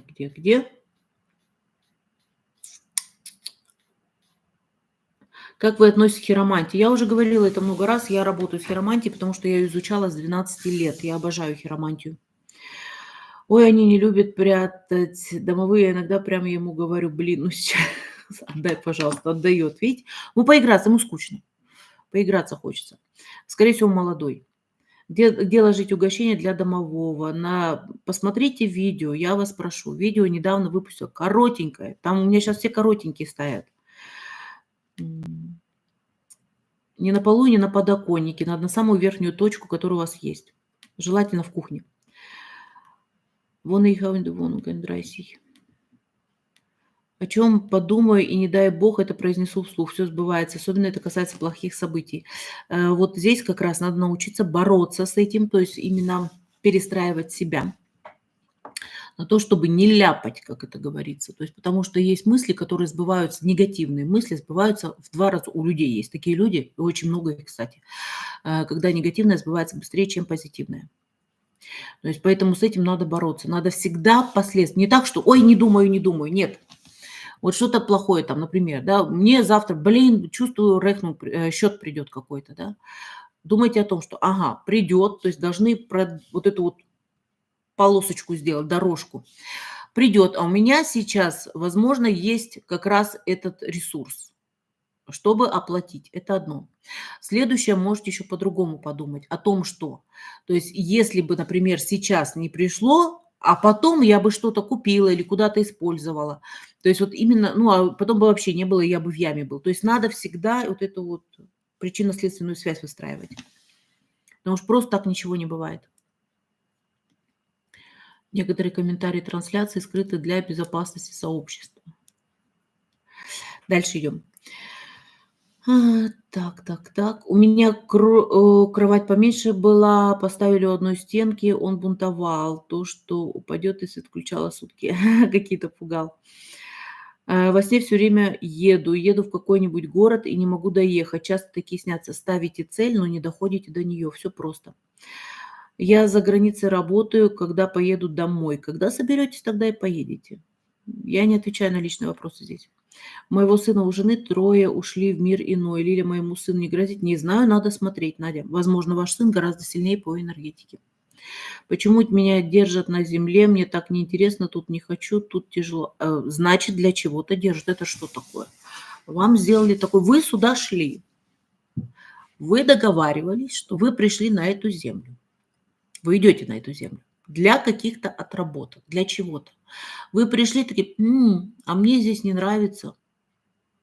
Но вам дали это, вам надо это, вы захотели. Потому что мы, когда идем сюда, мы себе что-то берем. А раз вы на землю пришли, значит, какая-то отработочка должна быть. Вот и все. Как часто нужно менять кошелек? Ну, как подизносится. И, ребят, я в этом деле, чтобы если все приметы, всякую эту ерунду в голову вбивать, да ё-моё, замучаетесь, шагу не сможете сделать. Так, сейчас. Как часто нужно? Когда захотите, когда стерется. Вот и мне понравился недавно кошелек, я поехала себе купила. Очень понравился. То есть удобный, классный, больше мужской такой, потому что я не люблю, вот у меня были раньше большие такие женские, да, вот эти вот, но они неудобные. Когда как портмоне складывается, это обалденно. А, У вас чаривно Спасибо, Вика. Вы не знаете, как я ржать умею. Я иногда, да, мне дочь говорит: "Мама, перестань". Что нужно изменить? Нет вокруг вообще никаких знакомств после развода. Пропишите себе, что вы хотите получить, проработайте это. Какого вы хотите человека получить? Сделайте прям форбильд, картинку. Вот. То есть вот это вот. Напишите срок, в какой срок вы должны получить. Только, пожалуйста, реальные цифры, да, не так, что за один день, потому что это немножко бывает нереально. Но все до мелочей, как будто у вас этот мужчина уже есть. Вот это можно сделать. И потом поверить в это. Бывает такое, что не совсем время. Иногда бывает, что люди встречают свою настоящую судьбу, любовь, во второй половине жизни. Такое бывает. Ну и искать. Все равно не сидеть. Но все-таки все время быть в каких-то сообществах, все время какие-то движники. Вот, ну, тогда обязательно придет. Выходить куда-то хотя бы.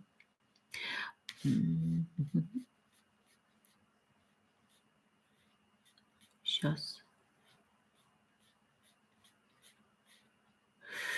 Блин, извиняюсь опять. Сейчас. Лиля, подскажите, пожалуйста, то видит кто-то, слышит тонкий план, а я просто знаю где-то внутри себя, что это может быть то же самое. То есть вы работаете через подсознание очень хорошо. Мне прабабушка снилась, когда уже и мамы не стало, и бабушки, прабабушка 105 лет прожила, были способности, и мне во сне пришла и книгу какую-то дала, передала дар. Наташ, мне пока еще нормально, кайфово, да, то мне еще, правда, видео надо снять, но я сегодня такая бодрячком. Так, дочь обладает работать в супермаркете, но увольняют по прошествии 3 месяцев, ни больше, ни меньше, хотя ответственность, дочь надо чистить. Если один тот же срок, то это не просто так. Почему так много пораньше встаешь и выйдешь пораньше? Почему как только, неправильно прочитала. Пораньше встаешь и выйдешь пораньше, чтобы успеть вовремя к определенной встрече, обязательно куда-то не туда приезжаешь.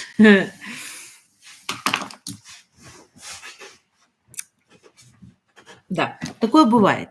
Достаточно часто такое бывает, поэтому здесь сильно не переживайте.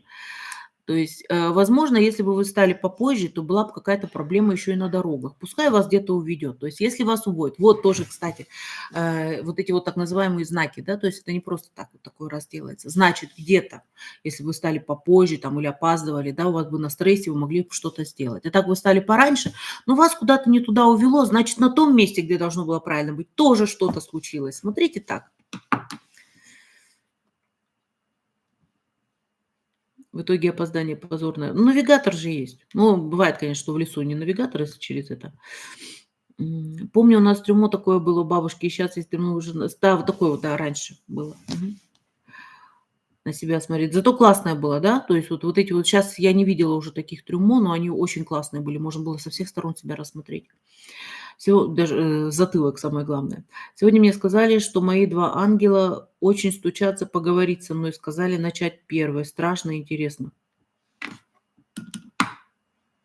Роксолан, не ты у меня будешь на консультации? Скажи мне, пожалуйста. Ты там с ангелами-то поосторожнее. Не спеши. Настенные часы остались от бывших хозяев. Как правильно от них избавиться? В мусорку нафиг и все, не мучайтесь. С вами очень приятно общать. На душе спокойно. Спасибо, Лиля, за ответ. Благодарю вас за ответ. Вы лучше. Спасибо. У меня очень много зеркал в доме, которые дают мне после умерших. Вот там надо быть поаккуратнее. Протирайте их, пожалуйста, чистите. После умерших надо быть осторожнее. Как у вас была на заговоренную купюру год 4 назад? Хочу еще раз. Я не знаю, будем мы такое делать или нет, потому что мы немножко сейчас уровень поднимаем. Поэтому вы смотрите за рекламой, возможно, что выставим. Видите, там мы же не так, что мы прям на заговоре, мы же не заговорами работаем, мы работаем энергетикой, то есть поэтому прогоняем через себя определенную энергетику и туда к вам. Слушаю уже какое-то время ваш прогноз на неделю. Раньше все исполнялось, как по асценденту. Последние пару месяцев не сбывается ни по знаку, ни по асценденту. Посмотрите по лунному. Может быть, вы меня переросли просто, и вам это не надо. Я после операции оказалась не во сне, наяву. Такое ощущение было, свет сверху. Сказали, что Ирина должна 10 тысяч рублей. Я ответила, а я тут при чем? И свет исчез. Кто-то перепутал вас. Мне тоже тут не нравится, но я пришла сюда даже просто тут с вами пообщаться и кайфую. Научитесь кайфовать. Интересно, а куда еще можно, кроме Земли? Есть выбор огромный. Часто снится небо. Где? Небо в алмазах, инопланетяне корабли. И так приятно. Как понять свою отработку, когда у вас полностью меняется жизнь? То есть отработка- это когда у вас проблемы постоянные какие-то, то есть надо на них обратить внимание и постараться не совершать их. Вот тогда вы отработку эту проходите. Лилия, когда ругаю сына, начинаю кашлять, а он смеется и говорит: "Вот видишь, нельзя меня ругать". Есть дети. Сейчас дети, не только сейчас, они вот у меня та же самая мою дочь, извините, что я опять про дочь. Было очень сложно, потому что этот ребенок, если я ее ругала, там ругать я ее начала достаточно рано, потому что она у меня еще такая была тоже, эм, я могла тут же развернуться и об косяк головой. Просто ни с того ни с сего. Или вдруг передо мной дверь оказывалась закрытой.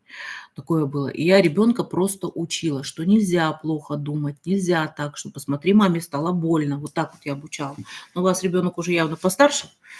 Да, ну вот аккуратнее, значит, у него он гораздо сильнее, у него бешеная энергетика, притом такая злопамятная. Как попасть на личную консультацию? Есть у меня везде в интернете, кроме ТикТока, у меня номер там телефона не стоит. То есть, а есть в Ютубе, есть, в Инстаграме, везде все есть. Цветы красивые. Какие? Вот эти розы. Мгм.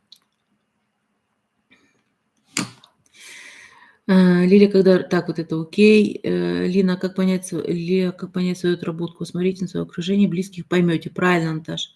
Святая вода работает, да, если вы работаете с этим эгрегором. Там же ионы серебра. Что делают ионы серебра? Очищают пространство. Поэтому она работает так. Так, я писала сегодня, отпишу в личку, на следующей неделе Рокси. Слушай, Роксан, если там, потому что я еще не читала просто, наверное, твой ответ, у меня там много еще сообщений, надо поотвечать. Я только с 4 числа принимаю опять. Ты можешь написать, то есть записаться, но принимать я буду с 4. Почему умершие в зеркала, их суть и душа, они отражаются там? Консультация ваша, минимум времени, сколько длится? 20 минут. 20 минут хватает. В основном я говорю людям, которые идут на 40 минут, я говорю: "Подумайте", первый раз в особенности. Я говорю: "Вы не знаете, как я работаю, да, подумайте, нужно вам это или нет".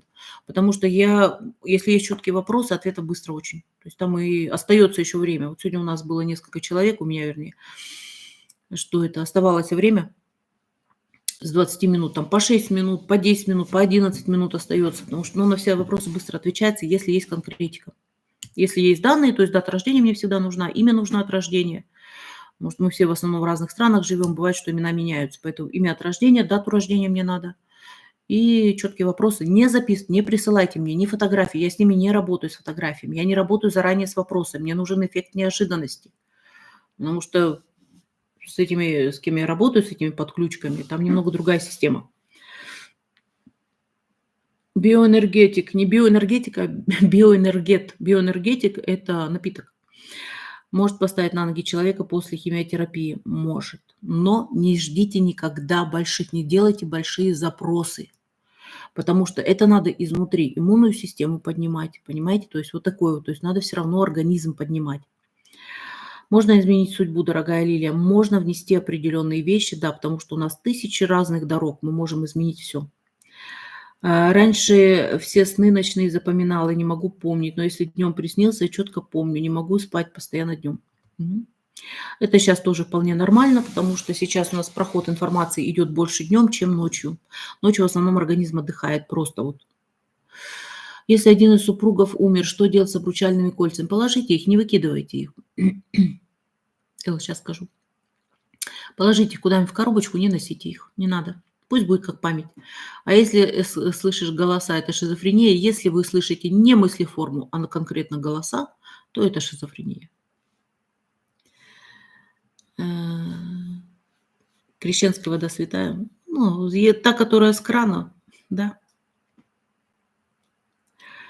Ваша энергетика сегодня супер. Мгм. Я немножко поменяла свой образ жизни. Я стала интересоваться, резко стала интересоваться совершенно другими вещами, то есть не касаясь эзотерики, а внешними вещами. И поэтому я стала очень-очень спокойная. То есть у меня равновесие абсолютное сейчас появилось. Не то, что я тормозная стала, да, то есть у меня эмоций хватает. А вот именно мне хорошо, я улыбаюсь.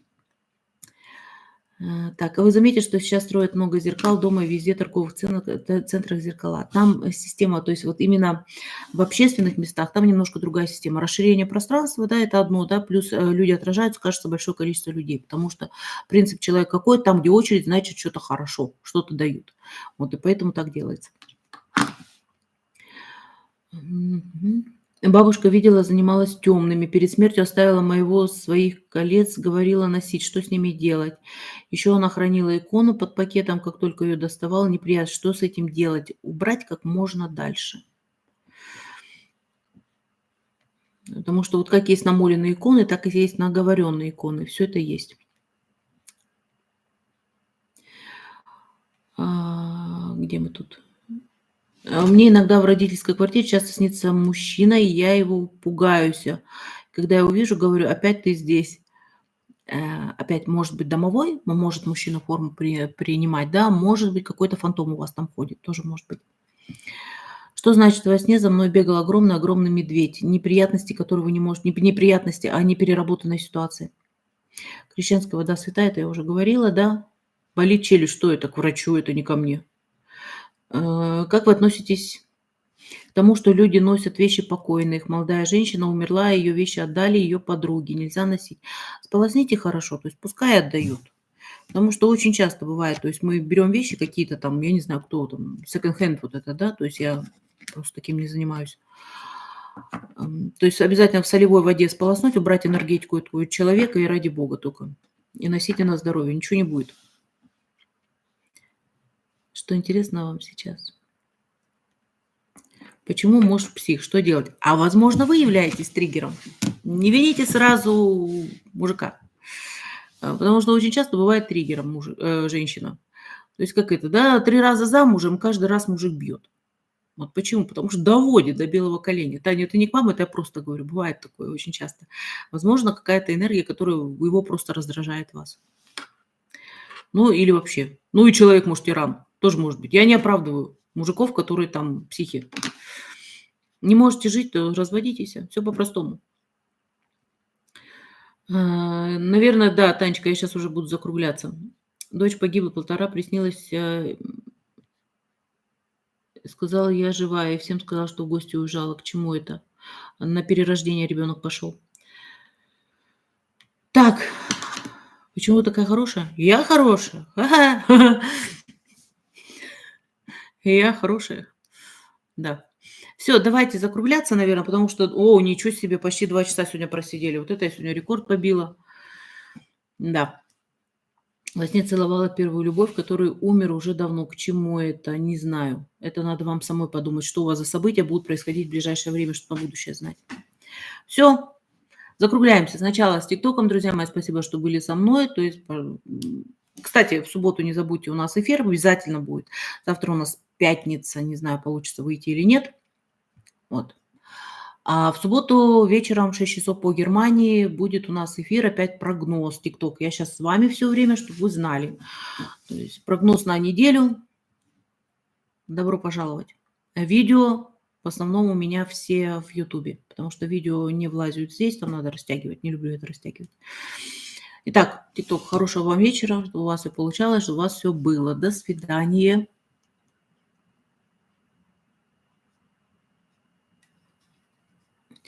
И YouTube, мои дорогие, побили сегодня рекорд. Давно так не сидели, да, только в самом начале я когда-то по несколько часов сидеть могла, а сейчас просто уже это. Хорошего вам вечера, чтобы у вас тоже все получилось, что вы захотите. И ставьте себе цели. Ставьте, идите к ним, не бойтесь. До свидания.